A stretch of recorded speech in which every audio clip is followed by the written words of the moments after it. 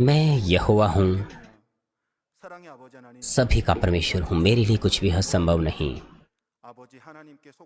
पिता परमेश्वर जिस तरह से बाइबल में है उसी प्रकार से हमने उस सामर्थ्य को देखा है, अनुभव किया है जो आपकी हैं और जो आपने प्रकट की है। धन्यवाद पिता इस कलीसिया में होने के लिए। हमारे प्रभु ने क्रूस पर कड़ी पीड़ाएं सही ताकि हम जीवन पाएं। उन्होंने आपके प्रेम को हम में बोया। वो सभी लोगों को बचाना चाहते थे। मैं उनके इस प्रेम की सराहना करता हूँ। पिछले 3 वर्षों से हमारे चरवाहे ने न्याय को पूरा किया है। उनके हर आंसू फलों को उत्पन्न कर सकें ताकि सभी लोग परमेश्वर की महिमा को देख सकें और सभी लोग चरवाहे की पुनः सृष्टि की सामर्थ्य को देख सकें, अनुभव कर सकें। अपनी बुद्धि, समझ और सामर्थ्य के द्वारा आप हमारी एक्टिंग सीनियर पास्टर के साथ रहें। अपनी सामर्थ्य के द्वारा आप उनके साथ रहें। कृपया सभी मानवीन के सदस्य प्रेम में एकजुट हो जाएं और हम भी नए भवन में एक हृदय के साथ जाने पाएं और आपकी मानवीन के प्रति आपके जो भी प्रावधान है उन्हें पूरा कर सकें। आज वो प्रचार करेगी जिसका विषय है जिस देश में दूध और मधु की धाराएं बहती हैं। कृपया उनका संदेश हम में जीवन बने, विश्वास बने। इस सभा के संचालक को ऊपर से प्रेरणा से भर दीजिए और आनंद के साथ आप शालोम क्वायर और निसी ऑर्केस्ट्रा की गान और स्तुति को ग्रहण कीजिए और साथ ही आनंद के साथ आप विशेष प्रस्तुति को ग्रहण कीजिए जो मंगोलिया मानवीन चर्च के सदस्यों के द्वारा अर्पण की जाती हैं। उनकी प्रस्तुति पिता परमेश्वर को महान आनंद दे सकें और साथ ही मानवीन के सदस्यों को भी। कृपया इस सभा में जितने भी लोगों ने मदद की है उन्हें स्मरण कीजिए और दोनों ही आत्मा और देह में उन्हें आशीषें दीजिए। सभी लोगों को आशीष दीजिए जो इस सभा में इंटरनेट के द्वारा, जिससे के द्वारा शामिल है और अपनी प्रेरणा के द्वारा आप उनके साथ रहें, अपने अनुग्रह के द्वारा। कृपया आप महिमा पाएं। प्रभु यीशु मसीह के नाम से मैं प्रार्थना करता हूं, आमीन।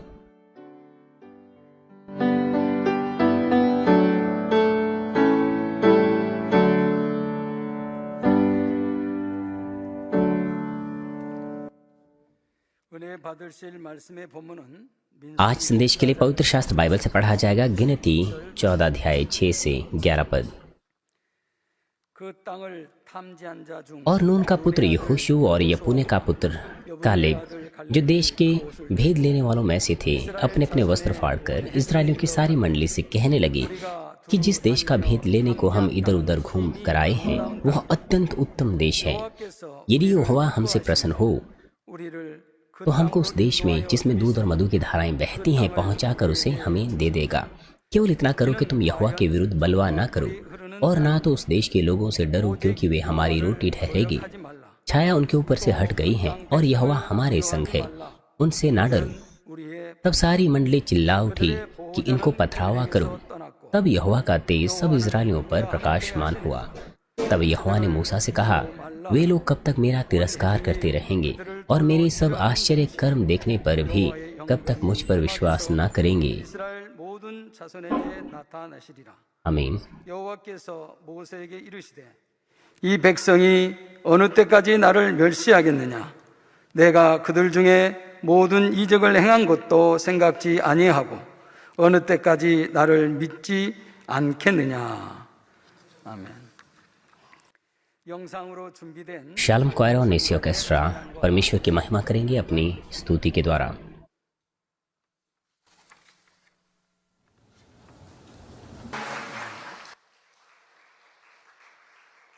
몽골 만민교회 무용팀의 특성이 있겠습니다. आज विशेष प्रस्तुति अर्पण की जाएगी मंगोलिया मानवीन चर्च की डांस टीम के द्वारा। मिशनरी बात्सोरिक मंगोलिया मानवीन चर्च के इंचार्ज हैं। और बड़े जोश के साथ पवित्रता के संदेश को वो 이번 특성곡은 अपनी राजधानी अलाबाटोर में फैला रहे हैं। 현지 찬양에 맞춰 무용으로 वो स्थानीय गीत गाएंगे। आज मैं प्रभु की स्तुति करूंगा और उसके द्वारा वो परमेश्वर को महिमा देंगे, इस आशा के साथ कि सभी मानवीन के सदस्य आनंद और धन्यवाद से भरने पाएं। 많은 은혜 वो नाचेंगे इस आशा से कि आप बहुत सा अनुग्रह उनकी स्तुति से प्राप्त कर सकें। हम परमेश्वर को महिमा देते हैं। हमें आशा है कि आपको खुशी और अनुग्रह प्राप्त हो सके। हालेलुया।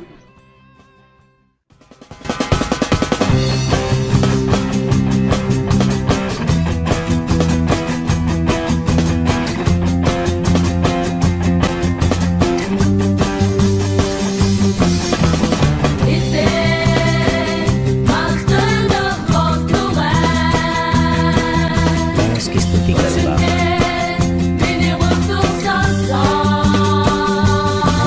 प्राप्त किया है। मैं प्रभु की स्तुति करूंगा। मेरी ताकत मेरी ढाल है।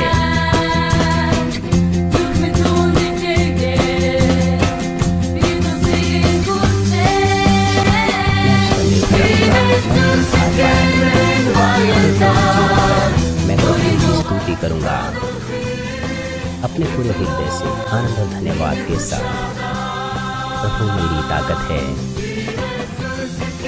अपने पूरे जीवन में मैं प्रभु की स्तुति करूंगा अपने हृदय से, आनंद और धन्यवाद के साथ। प्रभु मेरी ताकत है।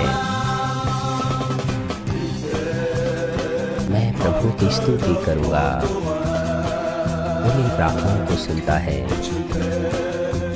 उस पर भरोसा मैं रखता हूँ। मैंने उद्धार पाया है। मैं प्रभु की स्तुति करूंगा। वो मेरी प्रार्थनाएं सुनता है।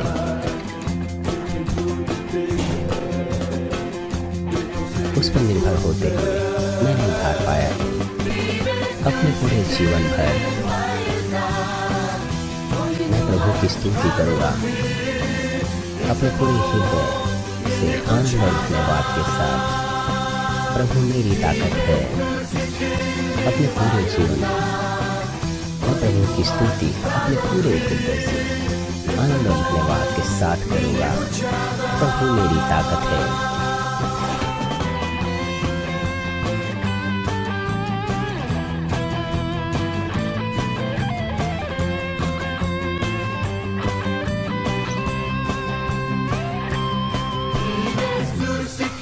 अपने जीवन में मैं प्रभु की स्तुति करूंगा।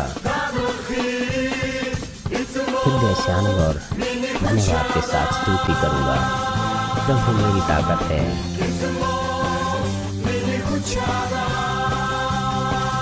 प्रभु मेरी ताकत है।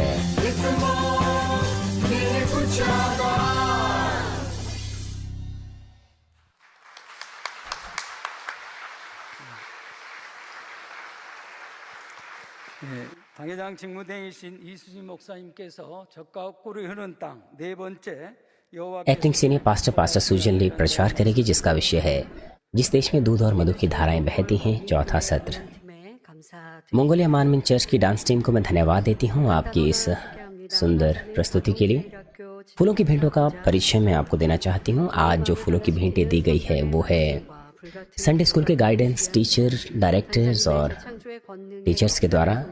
इस बहुमूल्य कलीसिया में जहाँ जीवन का वचन है, अग्निमय प्रार्थनाएं हैं, हम तमाम धन्यवाद और महिमा पिता परमेश्वर को देते हैं जो प्रमाणित करते हैं कि आप हमारे साथ हैं। पुनः सृष्टि के सामर्थ्य के द्वारा आपका धन्यवाद। ये हमारे हृदय की गहराई में आपने मनुष्य जुताई के प्रावधान को एहसास कराया है कि हम सच्चा हृदय, पूरा विश्वास और सच्चा विश्वास प्राप्त कर सकें। हमारी मदद करने के लिए कि हम मसीह की सुगंध फैलाएं और इस आशा के साथ कि हम परमेश्वर को महिमा दें। हम जहाँ भी हो, हम इन फूलों की भेंटों को अर्पण करते हैं। आपका धन्यवाद।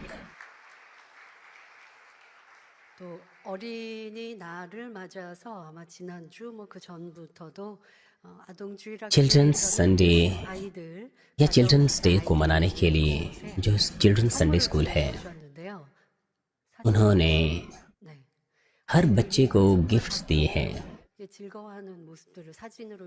और जब उन्हें ये गिफ्ट्स प्राप्त हुए तो वो बड़े आनंदित हुए, जैसे कि आप तस्वीरों में देख सकते हैं।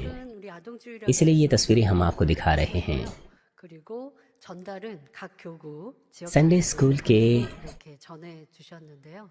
예. लोगों ने ये उपहार उन्हें दिए 유모차에 앉아 있는 और संडे स्कूल के जो टीचर्स थे, 죠 유모차에 타고 있는 그런데도 선물 जितने भी संडे स्कूल के टीचर्स और जो संडे स्कूल के बच्चे हैं, 음료수를 마시고 ये गिफ्ट्स उनके द्वारा दिए गए हैं। उनमें से कुछ बच्चे तो बहुत छोटे हैं। 이렇게 웃는 모습으로 예쁘게 잘 찍혔는데 मुझे नहीं लगता कि उसके माता पिता उसे वो पीने देंगे, लेकिन आप ये तस्वीर देख सकते हैं। 감사. मैं धन्यवाद देती हूँ तमाम टीचर्स को जो चिल्ड्रंस संडे स्कूल के टीचर्स हैं। मुझे आशा है कि आप 넘치기를 바랍니다. आनंद के साथ ये सप्ताह गुजारें। 께서 또 준비한 영상도 여러분들 행복하게 보셨겠고요.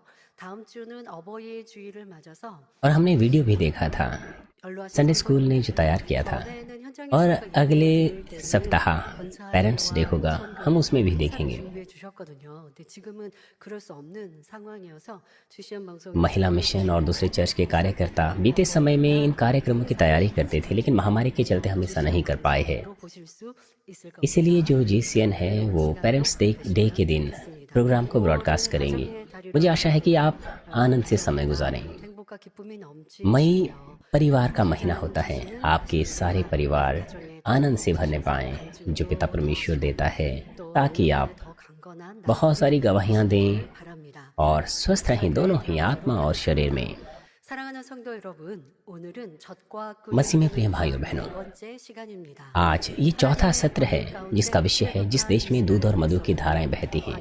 परमेश्वर के सामर्थ्य के साथ चलकर 땅 मिस्र से इजरायली निकले, जंगल से निकले और अंत में कनान देश की 가면 애굽에서 कगार पर पहुंच गए।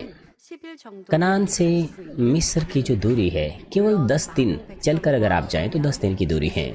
노약자 हालांकि वो असंख्य लोग जिनके पास उनकी गाड़ियां थी, रथ थे, उनके पशु थे और बहुत सारे लोग थे, बच्चे थे, 있습니다. 그러나 하나님은 वो बड़े बड़े धीमे धीमे चले होंगे। 않으시고 लेकिन अगर हम इन तमाम चीजों को मद्देनजर रखें तो उन्हें 1 या 2 महीना लग सकता था।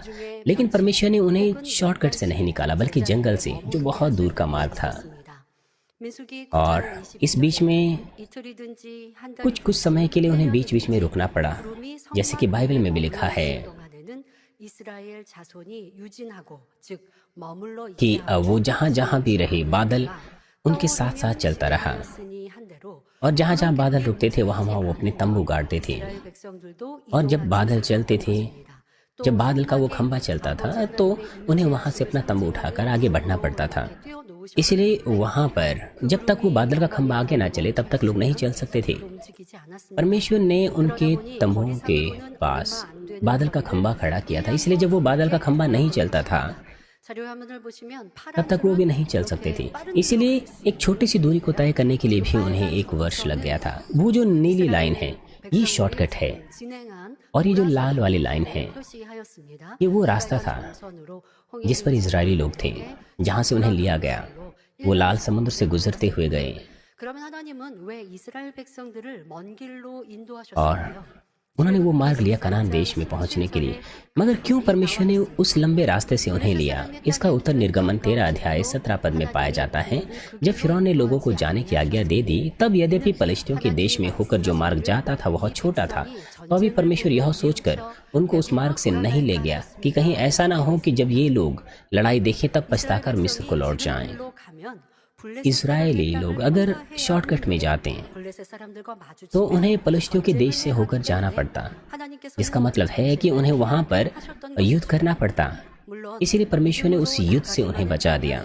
블레셋이 아니라 천만 대군을 마주했어도 능히 싸워 이길 हालांकि अगर वो विश्वास से चलते 그러나 출애굽한 तो वो 이스라엘 백성들은 10, 너무나 100, 믿음이 있었지요. 1 करोड़ लोगों की सेना को भी हरा सकते थे। 종살이 시절이 더 लेकिन इजरायली लोगों के पास विश्वास नहीं था। अगर उनके पास खाना नहीं था तो वो कहने लगे कि वो दासत्वों में ही आनंदित थे। 순종도 못할 뿐만 아니라 इसलिए अगर ऐसे लोगों को लड़ने के लिए कहा जाता तो सिर्फ वो आज्ञा पालन ही नहीं करते बल्कि वापस मिस्र को लौट जाते। 이스라엘을 इसी वजह से 안전한 परमेश्वर ने उन्हें जंगल से निकाला, जो तुलनात्मक रूप से एक सुरक्षित मार्ग था। जब भी वो मुश्किल में पड़ते थे, परमेश्वर ने अपनी सामर्थ्य मूसा के विश्वास के द्वारा उन्हें दिखाई। 성장시키는 इस तरह से उन्हें अवसर दिया कि उनका विश्वास बढ़ सके। 것 같지만 이것은 주시는 기회였다는 것입니다. यद्यपि वो उस मार्ग पर जा रहे थे, परमेश्वर उन्हें अवसर दे रहा था। परमेश्वर ने लगातार उन्हें सामर्थ्य को दिखाया अपने सामर्थ्य को। 믿음을 가지라 하시는 은혜도 있지만 무엇보다 सामर्थ्य उन्हें क्यों दिखाई गई? 하는 믿음의 사람 모세 선지자로 인하여 그거 놀라운 권능을 보이시고 वो सामर्थ्य मूसा के द्वारा दिखाई गई जिसने परमेश्वर को प्रसन्न किया था। मूसा के द्वारा परमेश्वर की अद्भुत सामर्थ्य प्रकट की गई और परमेश्वर भी चाहता था कि उस सामर्थ्य को देख उनका विश्वास बढ़े। ये परमेश्वर का प्रेम था। 이스라엘 전체의 믿음이 परंतु 필요합니다. प्रतिज्ञा के देश में जाने के लिए पूरे समूह के विश्वास की जरूरत थी, क्योंकि उन्हें विश्वास से आगे बढ़ना था, कनानियों को हराना था और उस देश को अपना बनाना था। 모세와 함께 있었다면 과연 मान लीजिए अगर आप वहाँ मूसा के साथ होते, क्या आप युद्ध को जीतकर उस देश को अपना बना पाते जो जहाँ पर दूध और मधु की धाराएं बहती हैं? मान लीजिए आप वहाँ पर थे, मान लीजिए आप उस परिस्थिति में थे, क्या आप वैसा कर पाते? आपसे यह प्रश्न पूछते हुए कृपया आप ध्यान दीजिए इस बात पर, क्योंकि आपने असंख्य सामर्थ्य के कामों को देखा है, इसलिए ये स्वाभाविक है कि आप विश्वास के सिद्ध कार्यों से कनान देश को अपना बनाने के योग्य होने चाहिए। और अगर आपको लगता है कि आपके अंदर यह कमी है, तो मुझे आशा है कि यह संदेश आपको प्रेरित करे कि आप विश्वास से प्रतिज्ञा के देश में अपने कदम रख सके। ऐसा करने के द्वारा मैं प्रभु के नाम से प्रार्थना करती हूँ कि आप प्रतिज्ञा के देश की आशीषों को अपना बना सकें। 이스라엘 백성들은 아버지 하나님이 그거 놀라운 권능으로 अभी तक आपने संदेश को सुना है। 평안히 출애굽 इजरायली लोग 그러나 वो मिस्र से सुरक्षित रूप से निकले 현재 मूसा की अगुवाई में, 할 때마다 여전히 परंतु वो उस सामर्थ्य को भूल गए थे। जब भी वो मुश्किल में पड़े वो कुड़कुड़ाते थे, शिकायतें करते थे। 가나안을 정복할 इस तरह से छोटे से विश्वास के साथ वो कनान देश को नहीं जीत सकते थे। इसीलिए परमेश्वर ने एक अलग ही मार्ग से उन्हें निकाला और उन्हें अवसर दिया कि उनका विश्वास बढ़ सके। 이제는 전체의 믿음을 내보일 그런 और 때가 ये समय था उनके लिए 자 여러분들은 कि वो पूरा समूह मिलकर के विश्वास दर्शाएं। 믿음을 내보이시며 아버지를 기쁘시게 अब आप अपनी बात सोचिए, आप कैसे अपना विश्वास प्रकट करते हैं, कैसे आप परमेश्वर को प्रसन्न करते हैं, कैसे आप समस्या से हट करके अपनी समस्या का समाधान पाते हैं। अगर आप मानवीय के इतिहास को मुड़कर देखें 받았다라고 말하기보다 तो ये कहना उचित नहीं होगा कि हमने अपने विश्वास से आशीष और उत्तर प्राप्त किए हैं। 우리 개개인의 जिस प्रकार से पिता परमेश्वर ने मूसा के विश्वास से उन्हें उत्तर और आशीषें दी, उसी प्रकार से 중보기도로 해결하시고 응답 हमने भी चरवाहे की सामर्थ्य और उनकी मध्यस्थता की प्रार्थनाओं के द्वारा समस्याओं का समाधान पाया। बहुत बार ऐसा हुआ है 고백해야 합니다. 내 믿음이 सभी के साथ। बेशक हमें भी ऐसा अंगीकार करना है। 당회장님께 क्यों? क्योंकि हम में विश्वास की कमी है, 여러분들이 하실 수 हम में विश्वास की कमी है। इसीलिए हमने सीनियर पास्टर से प्रार्थनाओं को कहा, अगर आपका विश्वास पर्याप्त होता तो आप उत्तर प्राप्त कर सकते थे, गवाही दे सकते थे, मगर क्योंकि आपके अंदर विश्वास की कमी थी, इसीलिए सीनियर पास्टर से मिलने के लिए आप लाइन में खड़े हो गए। सीनियर पास्टर ने नहीं कहा था कि उनसे मिलने के लिए आप लाइन में आइए। 결제 또 마치고 결제하고 वो 상담하시니 बहुत व्यस्त रहते थे कागजों को साइन करने में और इस तरह के कामों में, वो बहुत व्यस्त रहते थे। 그런데 여러분들이 새벽부터 당회장님께 나와 अगर कोई जवान भी हो तो वो भी उन कार्यों को नहीं कर पाएगा, 해결할 수 मगर फिर भी लोग सुबह से ही उनसे प्रार्थना करने को कहते थे, क्योंकि आपको समस्याएं थी जो आपके अपने ओर से या अपने विश्वास से ठीक नहीं हो सकती थी, लेकिन आपने अपने समस्याओं का समाधान प्राप्त किया। इसीलिए आप लगातार सीनियर पास्टर के पास आते थे प्रार्थनाओं को ग्रहण करने के लिए, और जब भी आपने प्रार्थनाएं ग्रहण की आपकी समस्याएं ठीक हो गई। मगर समस्या यहाँ पर है कि जब आज सीनियर पास्टर हमारे साथ नहीं हैं, 하면서도 불평과 원망 ऐसे समय में आपने किस तरह से कार्य किया है। इजरायली शिकायत करने लग गए, कुड़कुड़ाने लग गए, और तब जबकि मूसा उनके साथ था। 나라고 말하면 안 됩니다. 왜냐면 계속하여 우리는 권능 हमें ये नहीं कहना चाहिए कि हम तो इजरायलियों से बेहतर हैं। 어려움들을 대신하여 중보하여 해결해 주죠. चरवाहे की सामर्थ्य है 어려움이 있으니 बार बार लगातार प्रकट की जा रही है। 기도를 받고 해결받고 또 간증하고 믿음을 성장해 왔다라고 생각했는데 당회장님 계시지 않는 이 시간 동안 내 입술에는 무엇이 और ऐसे समय में जब सीनियर पास्टर यहाँ पर हमारे साथ नहीं है, आपने कैसा अंगीकार किया है, 믿음을 कैसा हृदय और विश्वास था आपके पास। आपको अपने विश्वास को जांचना है। आपको अपनी तुलना इजरायलियों के विश्वास से करनी है निर्गमन के समय के दौरान। तब आपको उत्तर मिल सकता है 중심에서 जब आप अपने आप को एहसास करें और 내 믿음이 अपने हृदय से पश्चाताप करने की कोशिश करें और अपने मार्गों से मन फिराएं। जब अपने विश्वास की कमी को आप मान लें 고치면 और पश्चाताप करें और अपनी कमी को सुधार लें, तो पिता परमेश्वर आपको आशीषें और उत्तर देंगे। 하고 있어. लेकिन अगर आप ये कहें कि मैं तो बस ठीक चल रहा हूँ, 기뻐하실 만한 모습이 아니 मैं तो आत्मिक रूप से अच्छा चल रहा हूँ, 그것은 इस तरह से अगर आप गलत फहमी में रहें 문제이지만 तो आपको पता होना चाहिए कि आप बेहतर स्वर्गीय निवास स्थान में नहीं जा सकते हैं। साथ ही साथ आप उत्तर और आशीषें भी अपनी परिस्थिति में प्राप्त नहीं कर सकते। सीनियर पास्टर जबकि यहाँ हमारे साथ यहाँ पर नहीं हैं, आपको अपने विश्वासी जीवन को जांचना है, अपने विचारों को जांचना है, अपनी मानसिकता, अपनी आंखों को, अपनी विश्वास योग्यता को आपको जांचना है कि ये सब चीजें कैसी रही हैं या किस तरह से आपने किया है। 사랑하는 성도 여러분, आपको सटीक रूप से अपने आप को जांचना है। 이제 가나안의 바로 प्यारे 아래 भाई और बहनों, इजरायली लोग अब कादेश बनिया में पहुंच गए थे, जो कि कनान के करीब स्थित है, कनान के नीचे स्थित है। कादेश बनिया ये वहां पर है, आप देख सकते हैं, ये कनान के बिल्कुल पास है। 놓으셨습니다. 하나님께서는 모세에게 명하시기를 이스라엘 परमेश्वर ने मूसा को निर्देश दिए कि वे अपने मुखिया लोगों को भेजें, 12 जातियों में से एक एक व्यक्ति को और कनान देश की जासूसी करें। ये थी परीक्षा की शुरुआत, 아무 백성이나가 아니라 जो जरूरी थी उनके लिए कि वो कनान देश में, उस आशीषित देश में जा सके। 한 사람씩 대표로 뽑아 एक ही जाति से सारे के सारे लोग नहीं, बल्कि हर जाति से 이것이 바로 एक एक मुखिया, टोटल 12 लोगों को उस देश में भेजा गया। 의 시작이었습니다. ये थी परीक्षा की शुरुआत, जो जरूरी थी उनके लिए कि वे कनान देश में, आशीषित देश में जा सके। हमारे लिए भी आशीष प्राप्त करने के लिए निश्चित रूप से हमें अपने पात्र को तैयार करना है, अपने आप को योग्य बनाना है।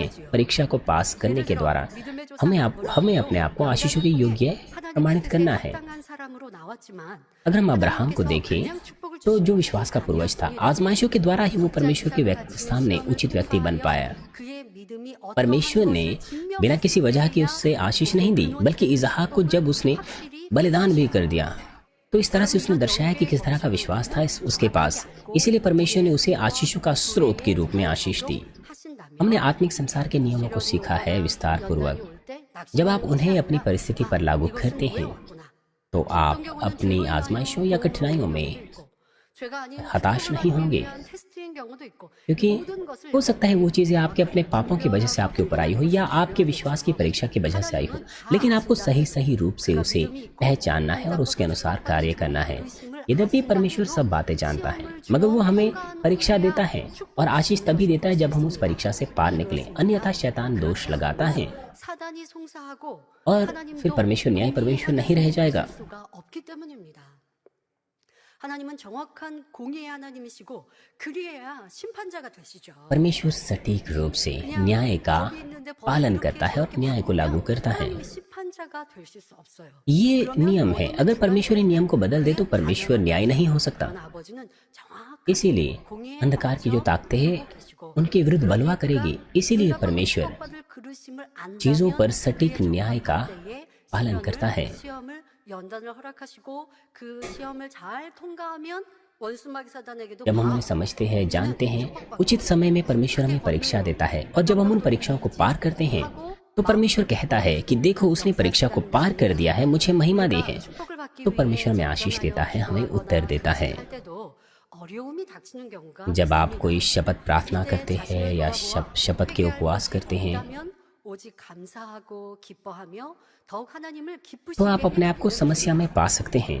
लेकिन जब आपको लगता है कि आपके अंदर कोई भी गड़बड़ी नहीं है तो आप आनंदित रह सकते, धन्यवादी रह सकते और परमेश्वर को महिमा दे सकते हैं। 있습니다. 이렇게 और जब आप पश्चाताप भी करते हैं, आप बिना देरी के पश्चाताप करें तो आपकी प्रार्थनाओं के उत्तर मिलेंगे। ये परमेश्वर का न्याय है, जो अपना पात्र तैयार करता है वही उत्तर पाता है।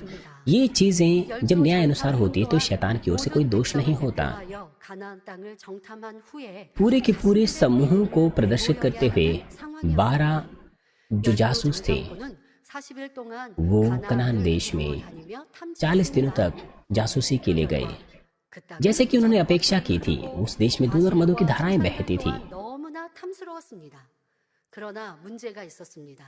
मगर वहाँ एक समस्या थी 좋은 땅이 주인 없이 비어 있을 리가 없지요. कि 가나안 땅에는 इतनी उपजाऊ और अच्छी भूमि, 그들은 너무나 건장하고 강 ऐसा नहीं हो सकता था कि उसका कोई मालिक ना हो।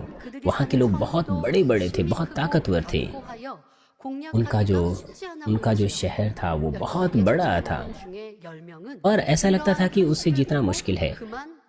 इन चीजों को देखकर 12 में से 10 जासूस वो निराश हो गए और वापस आकर उन्होंने लोगों में नकारात्मकता की बात बताई। उन्होंने एक नकारात्मक रिपोर्ट दी, जैसे कि बाइबल में लिखा है तब कालेब ने मूसा के सामने प्रजा के लोगों को चुप कराने की मनसा से कहा। इससे पहले 10 जासूसों ने लोगों के सामने नकारात्मक सूचना दी। यह सुनकर यहोशू और कालेब वो चुपचाप खड़े नहीं रह पाए, इसलिए उन्होंने लोगों को चुप कराने की कोशिश की और उन्होंने कहा, हम अभी चढ़ के उस देश को अपना कर लें, क्योंकि निसंदेह हमने ऐसा करने की शक्ति है।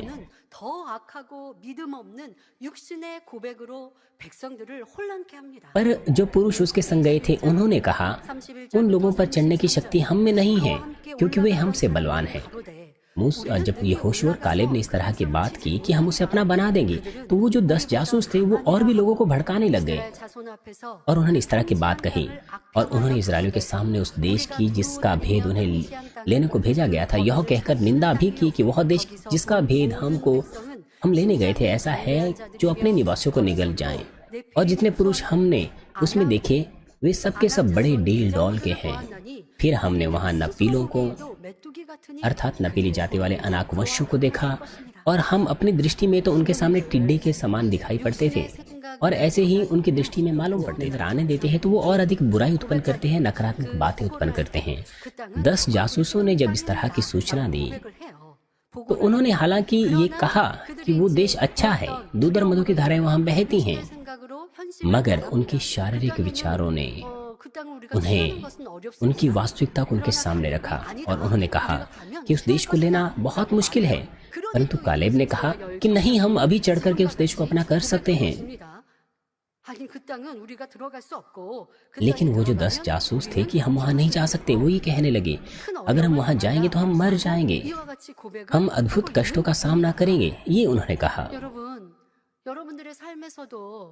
आप सभी लोग आपके अपने अपने जीवन में जब आप अपने शारीरिक विचारों को अपने अंदर आने देते हैं, जब आप असत्य की बातों को सुनते हैं, जब उन बातों से आप सहमत होते हैं, तो फिर वो बातें वहीं नहीं रुकती हैं, बल्कि शैतान लगातार आपको विचारों के बाद विचार देता रहता है। वो आपको डर देता है और अधिक शारीरिक विचार वो आपको देता रहता है। फिर इसीलिए आपको सावधान रहना है कि आप क्या सुनते हैं। जैसे ही आप शारीरिक विचारों को ग्रहण कर लेते हैं, तो जब आपको कोई भी सत्य क्यों ना बोले तो आपको वो पसंद नहीं आता, और जब आपको कुछ अच्छा सुनने को मिलता है तो बजाय इसके आप और अधिक बुराई करते हैं। इसलिए आपको अपने आप को ध्यान देना चाहिए, किस तरह की बातों को हमें सुनना चाहिए। क्या आप विश्वास के अंगीकार से, भलाई और सत्य से आनंदित होते हैं, खुश होते हैं, या फिर आप शारीरिक विचारों की बातों से खुश होते हैं जो न्याय और निंदा की बातें होती हैं। पूरे समूह ने 10 जासूसों की बातों को सुना और वो भी उनकी बातों को मान गए। 그렇게 생각하면 안 되죠. 믿음의 고백, 육신의 생각의 고백, 이 차이로 분별을 해야 하는데. वहाँ पर विश्वास का अंगीकार भी था, नकारात्मक विश्वास का अंगीकार भी था। लोगों को सही पहचान करनी थी, मगर क्योंकि जो 10 जासूस थे उनकी संख्या ज्यादा थी और लोगों ने उनकी बातें क्यों सुनी, क्योंकि उनका हृदय और उनका विश्वास भी वैसा ही था।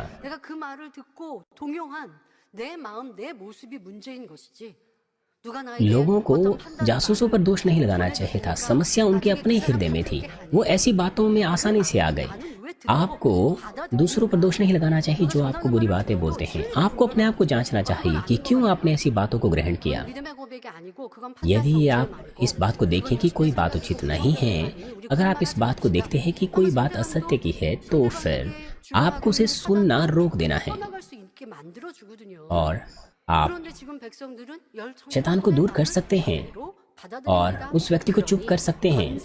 लेकिन लोगों ने उनकी बातों को ग्रहण किया। परिणाम स्वरूप वो पूरी रात भर मूसा और हारून पर बुड़बुड़ाने लग गए। बाइबल में लिखा है, तब सारे इस्राएली मूसा और हारून पर बुड़बुड़ाने लगी, सारी मंडली उनसे कहने लगी कि भला होता कि हम मिस्र में ही मर जाते, वहाँ इस जंगल में ही मर जाते, और यहोवा हमको उस देश में ले जाकर क्यों तलवार से मरवाना चाहता है। वो किस तरह के देश की बात कर रहे हैं यहाँ पर? वो कह रहे हैं कि हमारी स्त्रियां और बाल बच्चे तो लूट में चले जाएंगे। क्या हमारे लिए अच्छा नहीं कि हम इस देश को लौट जाएं? इजरायली लोग बुड़बुड़ाने लग गए कि प्रभु इस देश में हमें क्यों ले जा रहा है। असल में परमेश्वर ने उन्हें वहां नहीं लाया था, बल्कि वो स्वयं परमेश्वर से विनती कर रहे थे कि वो उन्हें दासत्वों से निकालें। उनकी विनती को सुनकर परमेश्वर ने मूसा को तैयार किया कि वो उन्हें वहां से निकालें। और अब वो कह रहे हैं कि यहोवा ने उन्हें निकालकर अब वो उन्हें तलवार से मरवा डालना चाहता है उस देश में। और वो कह रहे हैं कि उनकी स्त्रियां और बाल बच्चे तो लूट में चले जाएंगे। ऐसा काम तो कभी हुआ ही नहीं था, मगर वो कल्पना कर रहे थे कि ऐसा असल में हो जाएगा और वो वापस मिस्र देश को लौट जाना चाहते हैं। ये शारीरिक विचार कितने भयंकर होते हैं। एक विचार से दूसरा विचार उत्पन्न हुआ और फिर वो कहने लग गए, और वो ऐसा कहने लगे जैसे मानो असल में उनके साथ ऐसा हो रहा था। और फिर वो कहने लगे कि अच्छा होता कि वो मिस्र में मर जाते या जंगल में मर जाते। उनके अंगीकार के अनुसार परमेश्वर ने उन्हें जंगल में ही मर जाने दिया। उनके अंगीकार के अनुसार, उनकी बातों के अनुसार उन्हें परमेश्वर पर दोष नहीं लगाना चाहिए था। यहाँ पर इस बात को हमें ध्यान देना है कि हमारे मुंह की बातें कितनी महत्वपूर्ण होती हैं। बाइबल कहती है कि जीव के वश में मृत्यु और जीवन दोनों होते हैं, और जो उसे काम में लाना जानता है वह उसका फल भोगेगा। हमें बिना सोचे कोई भी बात नहीं बोलनी चाहिए। बेकार में हमें कोई बात नहीं बोलनी चाहिए। मान लीजिए आपकी जो वास्तविकता है, आप मुश्किल में हैं, तो आपको अपना मुंह बंद रखना चाहिए। अगर आपकी परिस्थिति कष्टदायी है तो आपको अपना मुंह बंद रखना चाहिए और आपको प्रार्थना करनी चाहिए। आपको परमेश्वर से कहना चाहिए, परमेश्वर से प्रार्थना करनी चाहिए कि पिता परमेश्वर, मैं मुश्किल में हूँ, लेकिन मैं विश्वास करता हूँ कि आप मेरी समस्या को सुलझा देंगे। चाहे यद्यपि मेरी स्थिति मुश्किल क्यों ना है, लेकिन अगर आप हस्तक्षेप करें तो चीजें ठीक हो जाएगी। लेकिन अगर आप ऐसी चीजें लोगों को कहने लग जाएं, कुछ लोग तो अपने आप में कहते हैं, स्थिति के बारे में बुड़बुड़ाने लग जाते हैं, अपनी परिस्थिति के बारे में बुड़बुड़ाने लग जाते हैं और इन बातों को अपने आप को कहते हैं, और फिर उनकी ही बातें उन्हें और अधिक कष्ट में डाल देती हैं। हमें आदत होनी चाहिए कि हमेशा हम ईमानदारी से बोलें। इस तरह से ईमानदारी हमारे हृदय में गहरी हो जाएगी, इसीलिए अपनी बातों से फिर हम कभी कष्ट में नहीं पड़ेंगे। परंतु यद्यपि अगर हम निर्णय भी लें कि हम बेकार की बातें ना करें, लेकिन अगर हमारे हृदय में बुराई हो, शारीरिक विचार हो, तो फिर हम अपने होठों को नियंत्रण में नहीं रख सकते हैं, अपनी जुबान को नियंत्रण में नहीं रख सकते हैं। हमें अपनी बातों के महत्व को समझना चाहिए, अपनी जुबान को काबू में रखना चाहिए। लेकिन जब आप किसी परिस्थिति में पड़ते हैं तो आप फिर तेजी से बुराई करने लग जाते हैं, असत्य की बातें बोलने लग जाते हैं।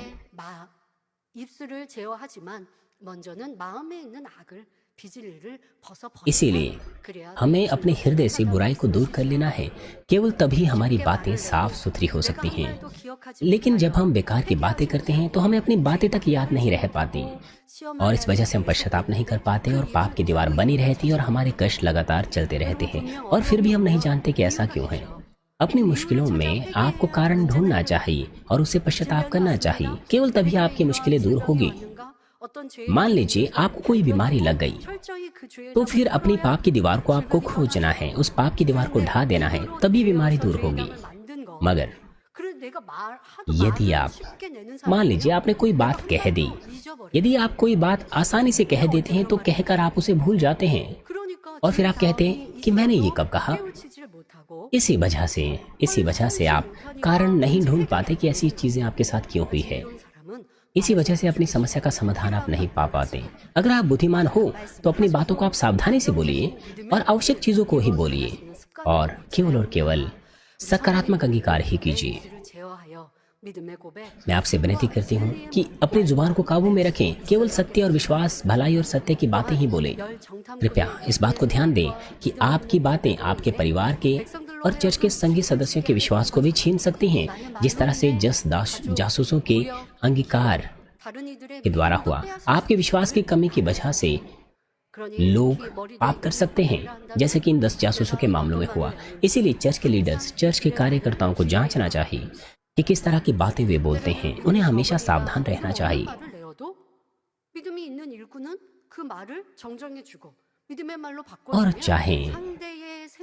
और चाहे वो विश्वास की कमी वाली बातें क्यों ना सुने, उन्हें उसे दूर करना है, उन्हें शैतान को दूर करना है। चर्च के कार्यकर्ताओं को ऐसा होना चाहिए, लेकिन उन्हें 10 जासूसों के समान नहीं होना चाहिए जिन्होंने अपने संगी सदस्यों के विश्वास को ही छीन लिया था। परमेश्वर ने ही उन्हें मिस्र से निकाला था। 10 विपत्तियों के द्वारा लाल समुद्र को 2 भागों में बांटा कि वे उसे सूखी जमीन के ऊपर पार कर पाएं। जंगल में परमेश्वर ने उन्हें मन्ना दिया, उन्हें बटेरें दी, और परमेश्वर ने चट्टान से उन्हें पानी दिया, खारे पानी को मीठे में बदल दिया। परमेश्वर ने आग के खंभे और बादल के खंभे के द्वारा अगुवाई की। बहुत से चिन्हों को देखने के बाद भी उन्होंने परमेश्वर को नाराज किया, मूसा के विरुद्ध बुड़बुड़ाने लग गए। और ऐसा तब हुआ जब उन्हें लगा कि स्थिति अब उनके विरुद्ध हो गई है, उनके लाभ के विरुद्ध हो गई है। और उनका विश्वास अब बिल्कुल वैसा ही था जैसे पहली बार था, जैसे वो मिस्र से निकले थे। वो तो अपने लीडर के ऊपर बुड़बुड़ाने लग गए थे और वापस मिस्र जाना चाहते थे। 10 और उन 12 जासूसों में केवल यहोशू और कालेब उनके कामों की वजह से उनके लिए विलाप करने लग गए। उन्होंने अपने कपड़े फाड़े और वो उनसे विनती करने लग गए और उन्होंने कहा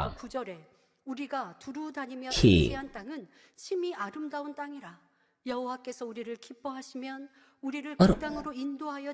और उन्होंने कहा कि इस्राएलियों की सारी मंडली से कहने लगे कि जिस देश का भेद लेने को हम इधर उधर घूम आए हैं वह अत्यंत उत्तम देश है। यदि यहोवा हमसे प्रसन्न हो तो हमको उस देश में जिसमें दूध और मधु की धाराएं बहती है पहुंचा कर उसे हमें देगा। केवल इतना करो कि तुम यहोवा के विरुद्ध बलवा ना करो और ना तो उस देश के लोगों से डरो, क्योंकि वे हमारी रोटी ठहरेंगे। छाया उनके ऊपर से हट गई है और यहोवा हमारे संग है, उनसे ना डरो। 10 जासूसों ने ऐसे बताया जैसे मानो उनके सामने हम टिड्डियों के समान है, लेकिन यहोशू और कालेब कह रहे हैं कि वो हमारे शिकार है। कितना अधिक अंतर है उनके अंगीकारों में। वो कह रहे हैं कि परमेश्वर हमारे साथ है, इसलिए उन्हें डरने की जरूरत नहीं है। ये अंगीकार कितना अद्भुत अंगीकार था, मगर लोगों ने इस विश्वास के अंगीकार को नहीं सुना, बल्कि उन्हें पथराव करने की कोशिश की। प्यारे भाइयों बहनों, पहले मैंने आपको बताया था कि परमेश्वर ने उन्हें कहा कि वो जासूसी करे उस देश की। ये परीक्षा थी उनके जीवन में कि वे आशीषित देश में जा सकें। यहोशू और कालेब ने ही विश्वास का सच्चा अंगीकार किया। विश्वासी जन वास्तविकता को नहीं देखते जो उनकी आंखों के सामने होती है। आपको इसे अपने मन में रखना है, आप भी ऐसा ही करें। विश्वासी जन वो वास्तविकता को देखकर जीवन नहीं जीता, वो परमेश्वर की इच्छा को पहचानने की कोशिश करते हैं और वो विश्वास के अंगीकार और विश्वास के कार्यों से आगे बढ़ते हैं, क्योंकि सर्वशक्तिमान परमेश्वर उनके साथ होता है। इसीलिए परमेश्वर उनकी इच्छा को पूरा कर सकता है। लेकिन महत्वपूर्ण बात यह है कि हमें परमेश्वर को प्रसन्न करना है। 근데 아버지 하나님께서 우리 편이 되어 주셔야 승리한다니까요. 그러니까 여호와를 기쁘시게 해드리면 되는 것이고, और अगर परमेश्वर हमारे साथ हो तो हम विजयी हो सकते हैं। 어떻게 기쁘시게 해드릴까를 इसीलिए 찾는 거예요. अगर हम कष्ट में हैं 그런데 믿음이 없는 사람은 तो परमेश्वर को प्रसन्न करने का तरीका हमें ढूंढना चाहिए। मगर जिनके अंदर विश्वास की कमी होती है वो ऐसे काम करने की कोशिश करते हैं जिससे परमेश्वर प्रसन्न नहीं होता। 안 기뻐하시는 것만 वो अपनी कुड़कुड़ाहट, बुड़बुड़ाहट, गुस्सा दिखाते हैं और वो ऐसी चीजों को प्रदर्शित करते हैं जो परमेश्वर को प्रसन्न नहीं करती। वो इसलिए क्योंकि वो लोग शैतान के द्वारा भड़काए जाते हैं। 하시면 순간이다. 그러면 아버지가 기뻐하시는 삶을 살아야 그게 यदि हम 말만 하면 안 되고 부도수표만 अपनी बातों से ही नहीं, हमें अपनी बातों से ही वो अंगीकार नहीं करना है, 사람이 온전히 따른다면 बल्कि उसके साथ हमें अपने कामों को प्रकट करना होता है। तब परमेश्वर हमारे द्वारा महिमा पाता है। 또 여호와를 बाइबल में लिखा है 내 마음에 कि यहोवा को अपने सुख का मोल जान, वह तेरे मनोरथों को पूरा करेगा। एक और आयत हमें बताती है कि विश्वास बिना उसे प्रसन्न करना न होना है, क्योंकि परमेश्वर के पास आने वाले को विश्वास करना चाहिए कि वह है और अपने खोजने वालों को प्रतिफल देता है। 믿어야 할지니라 했습니다. 창세기로부터 उत्पत्ति से लेकर प्रकाशित वाक्य तक असंख्य ऐसे मामले हमें मिलते हैं जहां असंभव बातें संभव हो गई, और वो भी सिर्फ परमेश्वर के सामर्थ्य के द्वारा, केवल परमेश्वर के सामर्थ्य के द्वारा। 성경이 사람의 생각에 맞는 것만 기록돼 있고 하나님이 사람의 바이블. 생각에 맞는 대로 육신의 생각대로 될 것만 되게 ये जो 하시면 बाइबल है, 우리가 어찌 전지전능하신 신이신 하나님 बाइबल की जो घटनाएं हैं, 그러나 아버지는 육신의 생각으로 현실로 ये इन 아니 बातों को दर्शाती हैं। 가능케 하시는 분이에요. 그러니 पिता परमेश्वर ही है जो असंभव को संभव करते हैं। वो सर्वशक्तिमान है, 아니고 인생이 아니고 신이시죠. इसलिए वो मनुष्य नहीं है, इसलिए वो परमेश्वर है। 믿음이 मगर जो मनुष्य है वो लगातार वास्तविकता पर दृष्टि करते हैं। 이게 우리 사람이고요. 아버지라는 मनुष्य ऐसे होते हैं, मगर परमेश्वर का तरीका मनुष्य के तरीकों से अलग होता है। 우리가 되어집시다. हमें इस बात को एहसास कर लेना है। अपने विश्वास के अंगीकार के साथ साथ हमें परमेश्वर को प्रसन्न करना है। यही है जो हमें करना है। यद्यपि उन्होंने परमेश्वर के कामों को असंख्य बार अनुभव किया था, मगर कालेब और यहोशू के अलावा सभी लोग इस विश्वास की परीक्षा में असफल हो गए। इन बुरे लोगों से जिनके पास विश्वास नहीं था, क्रोधित होकर परमेश्वर ने कहा कि मरी परमेश्वर उनके ऊपर डालेगा और उन्हें नाश कर देगा। मगर धन्यवाद हो मूसा की प्रार्थनाओं के लिए कि उनका जीवन बच पाया। मगर अब कनान की आशा उनके अंदर नहीं थी। विश्वास की परीक्षा में असफल होने के द्वारा और परमेश्वर के विरुद्ध होने के द्वारा, जो कि उन्होंने अपनी बात और कामों में की थी, इस वजह से पहली पीढ़ी के सभी लोग कालेब और यहोशू के अलावा कोई भी कनान देश में नहीं जा पाया। कनान देश में परमेश्वर की जो प्रतिज्ञा थी वो उनकी पीढ़ियों को सौंपी गई जो 20 से छोटे थे। उनके माता पिता की वजह से परमेश्वर ने 40 वर्षों तक उन्हें जंगल में ही रखा। उसके बाद वो कनान देश में जा पाए।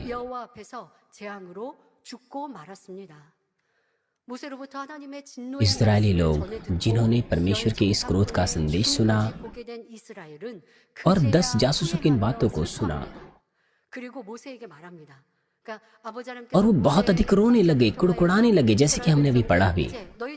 इस वजह से परमेश्वर का क्रोध उन पर भड़का और परमेश्वर ने कहा कि जैसे तुमने अंगीकार किया है वैसा ही वो 40 वर्ष जंगल में गुजारेंगे।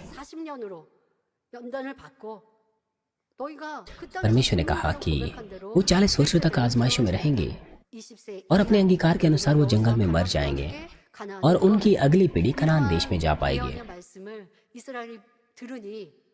जब उन्होंने यह भविष्यवाणी सुनी,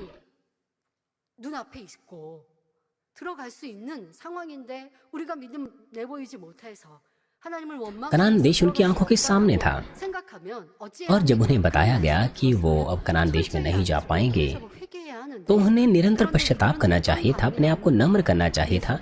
मगर उन्होंने क्या किया? बाइबल में लिखा है कि बिहान को सवेरे उठकर यह कहते हुए पहाड़ की चोटी पर चढ़ने लगे कि हमने पाप किया है, परंतु अब तैयार है और उस स्थान को जाएंगे जिसके विषय यहोवा ने वचन दिया था। इसका मतलब क्या है? इसका मतलब है कि वो उस गांव में जाकर के हमला करेंगे जहां कनानी लोग रहते थे। मेरा मतलब उन्होंने नकारात्मक बात कही। उन्होंने कहा पहले कि हमारे लिए अच्छा होता है कि हम मिस्र में रहते या जंगल में मर जाते। वो उस तरह से विलाप कर रहे थे। मगर जब उन्होंने पिता परमेश्वर की भविष्यवाणी को सुना, जब उन्हें कहा गया कि वो कनान देश में नहीं जा पाएंगे, 10 जासूसों ने जब मृत्यु का मरी के द्वारा सामना किया, तो इन लोगों को पश्चाताप करना चाहिए था, निरंतर पश्चाताप करना चाहिए था। लेकिन यहाँ पर उन्होंने फिर से आज्ञा उल्लंघन किया, क्योंकि अब बहुत देरी हो चुकी थी और अब वो कनानियों पर हमला करना चाहते थे। लेकिन अब परमेश्वर उनके साथ नहीं था, क्योंकि मूसा इस बात को जानता था। इसीलिए मूसा ने उन्हें जाने से रोका, ये कहते हुए कि वो सफल नहीं होंगे। मूसा ने कहा कि तुम मत जाओ। मूसा ने कहा कि तुम सफल ना होगे, यहोवा तुम्हारे मध्य में नहीं है, मत चढ़ो, नहीं तो शत्रु से हार जाओगे। वहां तुम्हारे आगे अमालेकी और कनानी लोग हैं, सो तुम तलवार से मारे जाओगे। मूसा कह रहा है कि अगर आप जाओगे उस पहाड़ी पर तो तुम नाश हो जाओगे, क्योंकि तुमने परमेश्वर को धोखा दिया है। उसने कहा है तुम यहोवा को छोड़कर फिर गए हो, इसलिए वह तुम्हारे संग नहीं रहेगा। यद्यपि इस चेतावनी को सुनने के बावजूद भी वो पहाड़ी पर गए जहां कनानी देश रहते थे, उन पर हमला करने के लिए गए। पहले जब उन्हें जाना चाहिए था तब उन्होंने जाने से इनकार किया, लेकिन अब उन्हें कहा जा रहा है कि मत जाओ, मगर फिर भी वो जाने की जिद कर रहे थे। और पछतावे की बात यह है कि नतीजा बहुत ही गहरी हार थी। जैसे कि मूसा ने कहा था, उन्होंने निरंतर आज्ञा उल्लंघन किया। 그것을 순종했다. हम कह नहीं सकते 믿음이 있다. कि कनानियों पर उनका हमला कोई आज्ञाकारिता या विश्वास का काम था। 대학 입시에 मान लीजिए एक विद्यार्थी 자신이 कॉलेज की 보았던 प्रवेश 시험의 परीक्षा में 점을 फेल हो 알게 जाता है, 되었다고 해서 대학에 입학할 수 있을까요? 그럴 수는 없습니다. लेकिन फेल होने के बाद उसे 1년을 उत्तर पता चल गए हैं। तो उत्तर पता चलने का मतलब क्या ये है कि वो पास हो जाएगा? नहीं, उसे फिर से परीक्षा में बैठना पड़ेगा और एक अलग प्रश्न पत्र के द्वारा उसको उत्तर देना पड़ेगा। और जब वो उस प्रश्न पत्र के उत्तर देगा तभी वो कॉलेज में जा पाएगा। उसी प्रकार से जब वो पहाड़ पर गए जहाँ कनानी रहते थे, इसका मतलब यह नहीं कि अचानक से उनके पास विश्वास आ जाता जो कि उनके पास पहले नहीं था। उन्होंने ऐसा दिखावा किया जैसे मानो उनके पास विश्वास था। बेमतलब के कनान देश के ऊपर हमला करना ये वो काम था जो उन्हें नहीं करना चाहिए था। उन्हें अपनी बुराई रोकनी चाहिए थी, आत्मिक विश्वास पाना चाहिए था और बेशर्त आज्ञा पालन करना चाहिए था। अगर वो अपने हृदय से पश्चाताप करते, कम से कम यहाँ पर भी अगर वो पश्चाताप करते तो उनकी स्थिति बदल सकती थी। अगर वो निरंतर पश्चाताप करते, अपने हृदय को लगातार पश्चाताप में डालते, तब पिता परमेश्वर अपना मन बदल सकता था। मगर उन्होंने क्या किया? उन्होंने एक बार फिर से उल्लंघन कर दिया और वो पहाड़ी पर चले गए, जिसका मतलब है कि उन्होंने आज्ञाकारिता नहीं दिखाई। और जंगल में अपने पूरे जीवन भर जब हम उनके जीवन को देखते हैं तो हम एहसास कर सकते हैं कि क्यों इन तमाम चीजों से उन्हें गुजरना पड़ा। परंतु सच्चे पश्चाताप के हृदय से इस्राएलियों ने कनान देश पर हमला नहीं किया, बल्कि यह एक उल्लंघन का काम था। परिणाम स्वरूप इस्राएलियों में बहुत ही भयानक हार हुई और इस तरह से 40 वर्षों का जंगल का उनका जीवन शुरू हो गया। यद्यपि हमारे विश्वासी जीवन में अगर परमेश्वर की परीक्षा को हम पार करते हैं तो हम आशीष पाते हैं, लेकिन अगर हम असफल होते तो एक निश्चित समय के लिए हम आजमाइश का सामना करते हैं। बिल्कुल जैसे कि एक विद्यार्थी जो कॉलेज में फेल हो जाता है तो फिर से उस कॉलेज में जाने के लिए एक पूरी साल भर उसे पढ़ाई करनी पड़ती है, एक पूरे साल भर। जब वो एक और साल पढ़ाई करते हैं तो वो थोड़े से निराश भी होते हैं।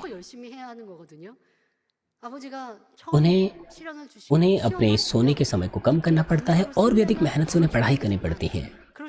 जब परमेश्वर हमें परीक्षा देता है, जब हम उसे आनंद से पास करते हैं, जब हम उसे पास करते हैं तो हम आनंद से उसे पास करें, अन्यथा हम आजमाइश से गुजर सकते हैं। और पिता परमेश्वर जब फिर से हमें परीक्षा में डाले तो हमें उसे पास करना है। अगर हम असफल हो जाएं तो एक परीक्षा, एक आजमाइश फिर से आती है। इसीलिए कुछ विश्वासियों के जीवन में लगातार आजमाइशें आती रहती हैं। कुछ लोगों को यद्यपि सलाह मिलती है, उन्हें दर्शाया जाता है, तब उन्हें क्या करना चाहिए? उन्हें आनंदित होना चाहिए कि उन्होंने सलाह प्राप्त की है। लेकिन यद्यपि वो मेहनत से काम करने की कोशिश करते हैं, लेकिन वो ऐसी मेहनत स्वार्थपन की वजह से, अपने जुनून की वजह से करते हैं। उन्हें आमीन कहना चाहिए, सलाह को ले लेना चाहिए, आनंदित होना चाहिए और अपने आप को मुड़कर जांचना चाहिए सत्य में, और पिता परमेश्वर से विनती करनी चाहिए कि वो व्यक्ति अपने आप को एहसास कर सके। उसे अपने आप को दीन करना चाहिए प्रार्थनाओं में। तब आत्मा उसे याद दिलाएगा कि उसने क्या गलती की है और आत्मा उसकी मदद करेगा कि वो अपने अहंकार को ढूंढे और फिर वो व्यक्ति पश्चाताप करेगा अपने अहंकार से। इस तरह से उसका जो स्वार्थपन है उसे वो पश्चाताप करेगा। इस तरह से जब वो अपने आप को विस्तार पूर्वक जांचता और खोजता है, तब इस तरह के लोग आशीष प्राप्त कर सकते हैं और उसका विश्वास बढ़ सकता है। मगर कुछ लोग हताश हो जाते हैं, दुखी हो जाते हैं जब उन्हें सलाह दी जाती है, वो उसके द्वारा अभिलाषा में पड़ जाते हैं और फिर उनके पास आत्मा की भरपूरी नहीं रहती। दूसरे लोग तो आत्मा से भरे रहते हैं, लेकिन उनके अंदर कोई आत्मा की भरपूरी नहीं होती और फिर वो थकने लग जाते हैं, हताश हो जाते हैं और जैसे जैसे समय गुजरता है फिर बड़े नुकसान का उन्हें सामना करना पड़ता है। इस बिंदु पर भी उन्हें पश्चाताप करना चाहिए, मन फिराना चाहिए और उन्हें देखने की कोशिश करनी चाहिए कि क्या समस्या थी उनके साथ, उन्होंने क्या किया है। अगर वो ये कहे कि मैंने तो अच्छा किया था, तो वो पश्चाताप नहीं कर सकते। बल्कि उन्हें इस विचार को निकाल देना है कि वो अच्छा कर रहे हैं। तब आत्मा उन्हें याद दिलाएगा कि उन्होंने क्या गलती की है। विश्वास के पूर्वज जो संपूर्ण आत्मा में आए, उन्होंने हमेशा अपने आप को मुड़कर जांचा। यही हमने सीखा है। परंतु यदि लोग ये कहें कि मैंने तो विश्वास योग्यता से काम किया है, तो यह अपने आप में एक गलती है, यह अपने आप में एक अहंकार है। इसीलिए आपको अपने अहंकार को छोड़ देना है, अपने आप को नम्र करना है, पवित्र आत्मा से कहना है, विनती करनी है कि वो आपकी गलती को दर्शाएं। और अगर आप उसे निकाल फेंकेंगे उस गलती को, तो आप सही उत्तर दे पाएंगे। परिणाम स्वरूप आप उत्तर और आशीष प्राप्त कर पाएंगे और आपकी समस्या का समाधान हो जाएगा। परंतु कुछ लोग लगातार आजमाइशों का सामना करते हैं और असफल होते रहते हैं। वो इसीलिए क्योंकि उसके अंदर बदलने वाला हृदय होता है। अगर हम किसी बात पर विश्वास करें तो अंत तक बिना विश्वास के बदले हमें उस बात पर विश्वास करना है और आमीन कहना है, तो हम आजमाइश में भी आगे बढ़ सकते हैं। और अगर आजमाइश आती है तो उसको अवसर समझकर अपने विश्वास का कारण बना सकते हैं हम। अगर आप आजमाइश को पार ना करें, परीक्षा को पार ना करें, तो आप अपने आप को मुड़कर देखें, मुड़कर जांचें, तो आप आत्मिक उन्नति कर सकते हैं। मान लीजिए आपने पहली परीक्षा को फेल कर दिया या पहली परीक्षा में आप असफल हो गए, तो आप दूसरी बार परीक्षा को पास कीजिए। इस तरह से आप अपने आप को विकसित कर सकते हैं, सुधार सकते हैं। यदि अपनी कमी घटिया आजमाइशों के द्वारा आप ढूंढे तो उन्हें पश्चाताप करें, उन्हें सुधारें, तो फिर आने वाली परीक्षा को आप पार कर पाएंगे और अंत में आप अंगीकार करेंगे कि आपकी आजमाइश आपके लिए आशीषित थी। लेकिन अगर आप आजमाइशों के दौरान कुड़कुड़ाएं, बुड़बुड़ाएं, अपनी ही बात पर जोर दें, तो अपनी बुराई की वजह से हम अभिलाषा में पड़ सकते हैं। हमें ऐसे मूर्ख लोग नहीं बनना चाहिए। पहली पीढ़ी, उन्होंने ना तो पश्चाताप किया, ना ही अपने मार्गों से मन फिराया। यद्यपि उनके जीवन में कष्ट और दंड आए, वो जंगल में भटकते रहे, मगर फिर भी उन्होंने बुराई दूर नहीं की, ना ही उनके पास विश्वास था। उनकी बुराई की वजह से पूरा का पूरा इज़राइल एक बार फिर से विपत्ति में पड़ गया। और यह कोरह और उसके बलवा करने वाले जो संगी लोग थे, उनका परिणाम था। इज़राइलियों की वजह से जो इज़राइली लोग थे वे जंगल में चले गए, लंबे समय तक परीक्षा में रहे, मुश्किलों में रहे। इसी बीच में जो कोरह था, जो एक लेवी था, उसने लोगों को धोखा दिया और मूसा के विरुद्ध हो गए। भौतिक रूप से मूसा का जो चचेरा भाई था वो कोरह था, और कोरह अपने आप को सोचता था कि उसके अंदर कोई कमी नहीं है।